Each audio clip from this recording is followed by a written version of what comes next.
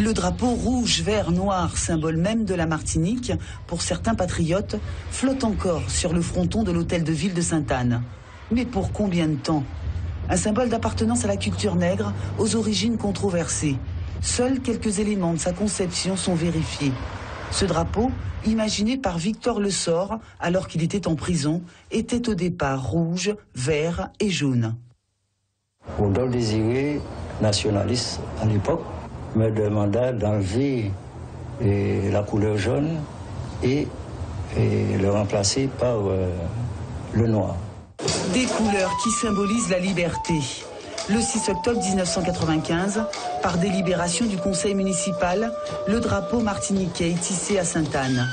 Placé au-dessus du drapeau français et quelques autres caribéens, ce fanion que l'État français a longtemps considéré comme un affront à la République a procuré bien des désagréments à Gare Saint-Malsa.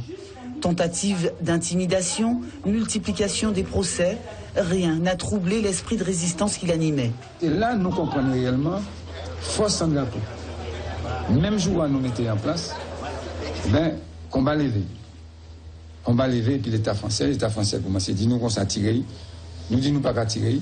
L'État français dit nous qu'on s'est si nous pas qu'à tirer, nous qu'à tirer, couper subvention sur nous. Nous dit rouleau, bravo, tirer subvention. Nous sommes dans une situation de casse-code, de résistance et de casse-code, il faut qu'à faire nous une. Un drapeau qui, depuis quelques années, est arboré par ceux qui luttent, qui dénoncent dans les rues. Il est le symbole même de la réparation que réclame le Modémas et ses sympathisants depuis des décennies. Mais l'origine du dit emblème martiniquais est controversée. Certains historiens réfutent son existence. En revanche, Robert Saé, militant nationaliste et professeur d'histoire, conçoit l'histoire autrement. Ce drapeau, dit-il, a une valeur historique incontestable. Il est profondément légitime du point de vue de l'histoire. Pourquoi? Parce qu'il reprend des couleurs qui étaient apparues dans l'insurrection de 1870, mais il a été composé, dessiné dans les geôles de Fresnes par un militant nationaliste et de l'OJAM.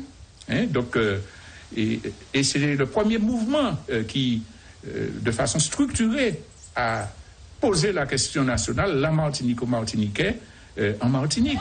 Jean-Michel Génieux, le nouveau maire de Sainte-Anne, a annoncé publiquement vouloir conserver le drapeau nationaliste sur le fronton de l'hôtel de ville. Volonté franche ou stratégie? Le Modémas dit être en mode veille.